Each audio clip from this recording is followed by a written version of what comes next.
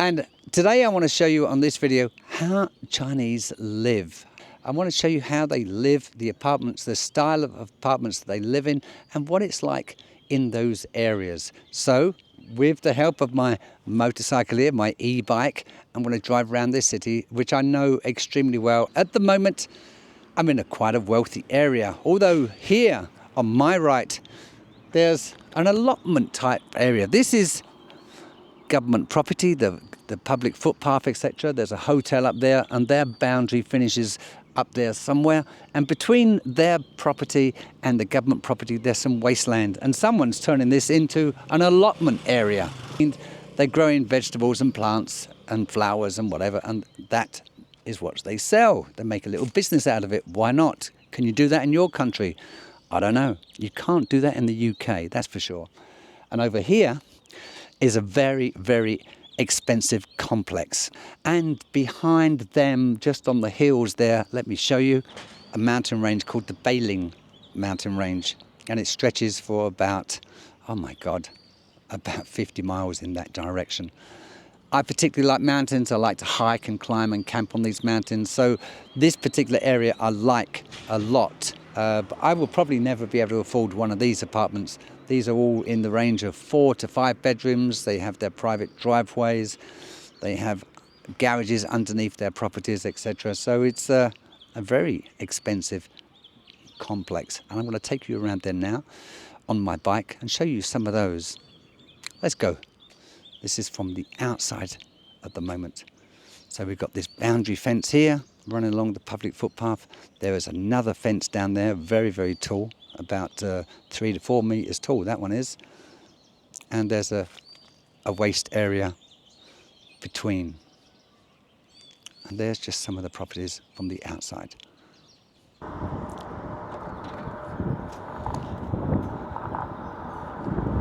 So as I said earlier, I'm going to do a fair bit of riding today. I'm going to ride around this city and just find things that may be of interest to this video about how Chinese live, the types of properties, the streets and areas in which they live, and how they're being maintained. And in doing so, I will probably show you some of the things that are not good. It's not all going to be glorified. So I'm coming up to the security gate of this particular complex. I'm going to go in and have a look around there. Let me just stop the bike for a second. And when I go into these complexes, don't think that they don't have security. They all have a very good security. Unless you have a valid reason to get in, you won't get in. I get in because I know everyone. So here's the entrance to this particular garden, this complex. Beautiful entrance, nice and wide. Any size vehicle can get in there, and very, very good security.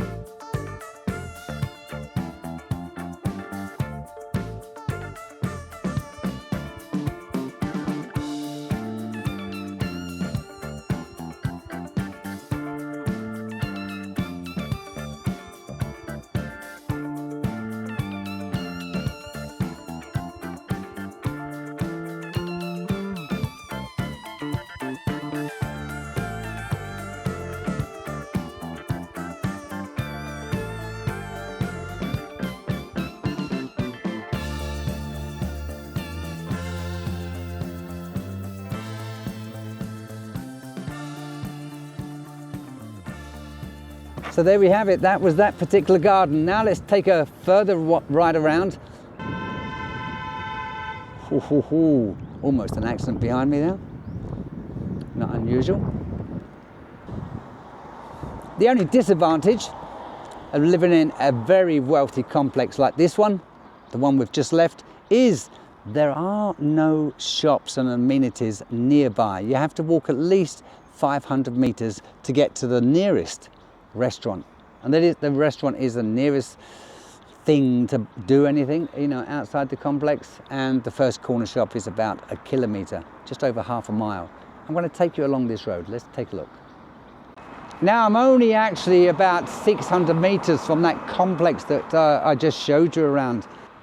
Okay, just behind me here, there is another piece of wasteland that's turned into an allotment area. People are growing vegetables and plants of various kinds, and no doubt selling them. Maybe they even work in some of the restaurants around this area, no idea.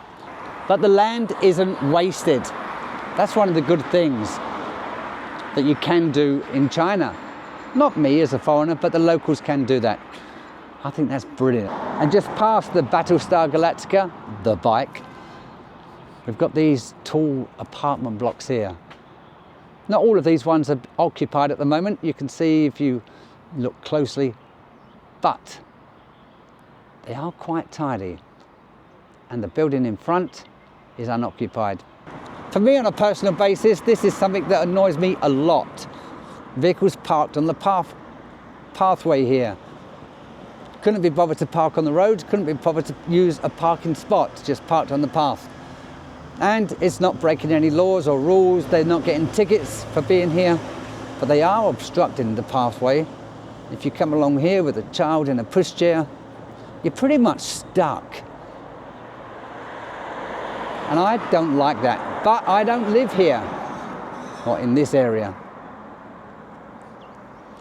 And on the other side of the road, there's a fence. The pathway itself has got a number of broken concrete blocks there. Really not good for anyone. So on either side of the road, it's hard to be a pedestrian in this pretty much wealthy area. What's the point of having a lot of money and living in a nice apartment if you can't even walk outside?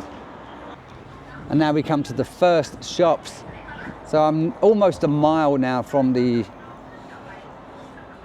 wealthy properties. We're at the first shops already. And I say that with a bit of sarcasm. A mile to walk to the nearest newsagent is a long way. And this particular area frustrates me a lot. But I'm only a visitor to Chinese, so I've got no right to say anything other than point it out to you, the viewer. One of the things I want to point out is this type of thing. Cars parking on cycle paths. I'm on a cycle path right now. You can't ride a bike of any kind on this cycle path because of the cars that park on it. There's a perfectly good footpath here, except for the fact that heavy vehicles are driven on it in order to park their cars or trucks here. And the bricks are starting to subside. And there's a groove in the bricks, so all the work that the people put into making this pathway here, where this woman's walking behind me, are now very, very uneven. And there's a trip hazard all the way along this pathway because people have drove heavy vehicles along here, and that's not suitable for it. So now I'm on the pathway here, and because the vehicles have driven along here are quite heavy, the bricks have started to sink into the ground. These ones are about almost 2 inches lower than it actually started. And just here on my right is this pathway here, which is meant for blind people. We know that all over China they have these almost on every street. Great idea, but a lot of them are blocked. This car is in the way, and when we cross the road, there's bricks and other pieces of rubble blocking the blind person's path, which is quite disgusting. This path is totally obstructed by these roots, so no one maintained them. Maybe no one's going to. Really, really quite sad. Hello, dog. Dog next to the little bin there.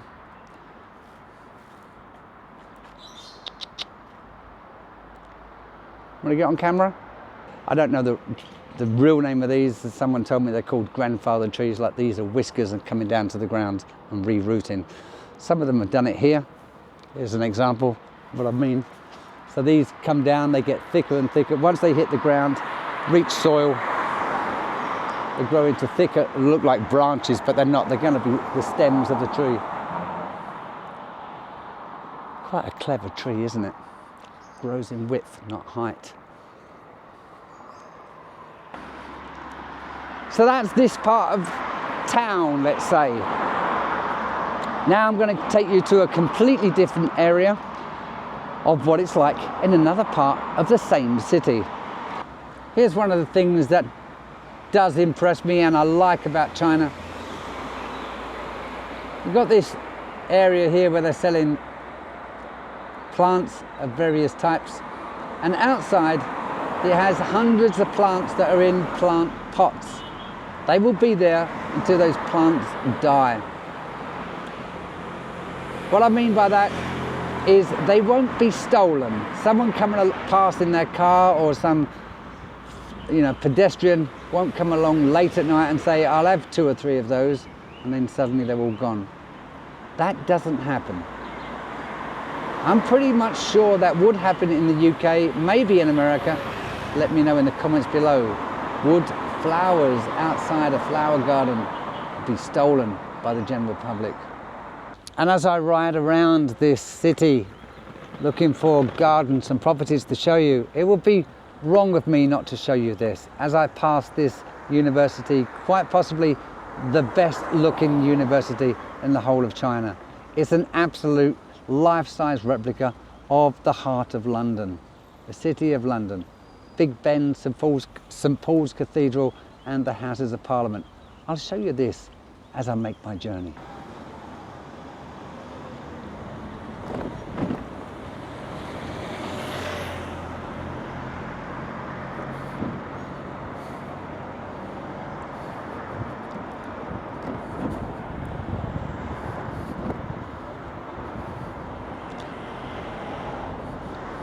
Big Ben in the distance there, and it can be seen for miles around. It's actually on a hill, quite a high hill, this university.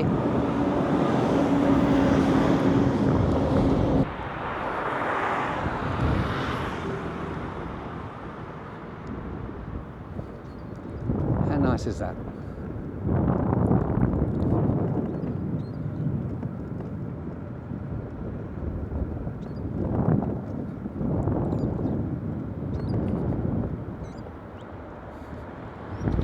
So as we leave Big Ben behind us there and the Houses of Parliament, I get a little homesick because that's where I'm from.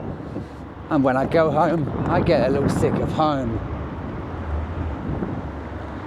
because of what's happening in the UK. We're getting further and further away now from the expensive garden that I showed you earlier. And half a mile, maybe a mile away from the university, there's something that we get in every country, even in China. Or, as Donald Trump would say, China. Even in China. And I saw this just recently. But haven't seen that before. In 17 years, I've not seen this before. But look at this. Let me show you this behind me. See it? Yes, the dreaded fly tippers. Yeah, so someone's come along here with a truckload of rubbish, drove into this wasteland here, and got rid of all the rubbish that they had. Hopefully, one day the police will go through it, find some information, and track down whoever it belonged to. Can't stand it, but it happens in every country. Sadly, it happens here too. And just 50 meters away from that fly tipping, there's another bunch of rubbish here. There's some construction company or someone doing some work has decided to get rid of their rubbish. Quite disgusting. So as I've just left the area there behind me from the university and some of that fly tipping, I'm now getting into town. And also I want to take a look around this area. These buildings behind me here, I watched them being developed, and construction was about 6 years ago. So let's go and have a look to see how that area has changed since it was developed. Remember, it's only about 6 years old. Let's take a look. These are the columns that run under the railway lines that you see on all these videos where people do of the bullet trains. These are some of the columns that are under this railway network. Quite a phenomenal piece of engineering. So what I want to do here is show you the scale, show you the size of these columns. And they're probably like icebergs, go under the ground more than they are on top. This area here is no more than 6 years old, 7 at the very most. The foundations of these buildings are totally gone.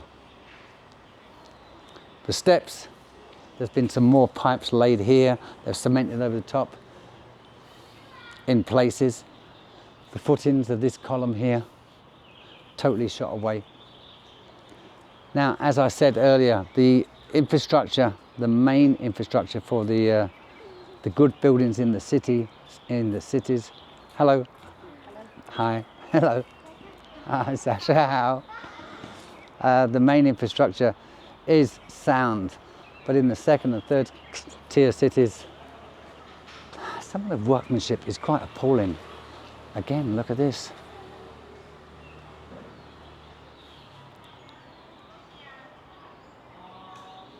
Now this is not supporting the main concrete structure which is supporting all that. This is just a facade that's gone totally to shambles here because the vehicles are just too heavy for these foundations. And this area is like it all the way along. Workmanship like this, yeah, you wouldn't expect that in this area. And there's the electric cables inside. And it's all for the lighting. So this area could look good. It could look even better if it was maintained, but it's just not maintained, as are a lot of things in China.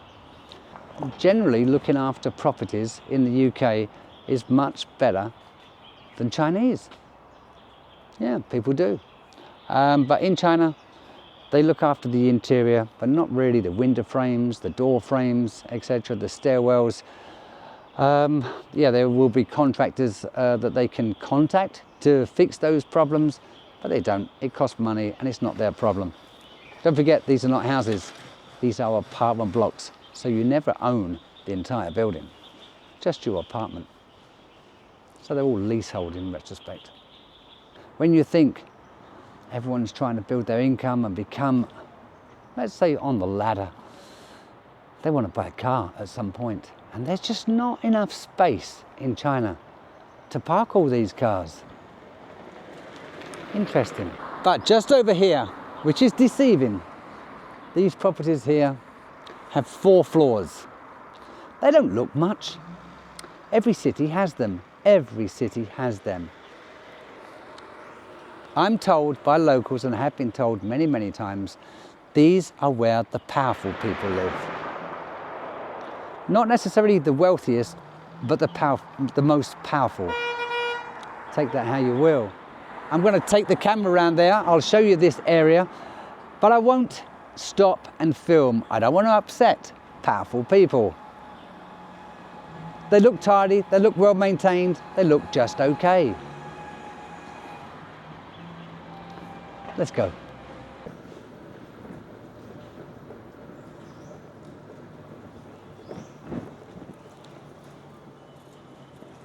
A little garden here for kids to play, a little park area.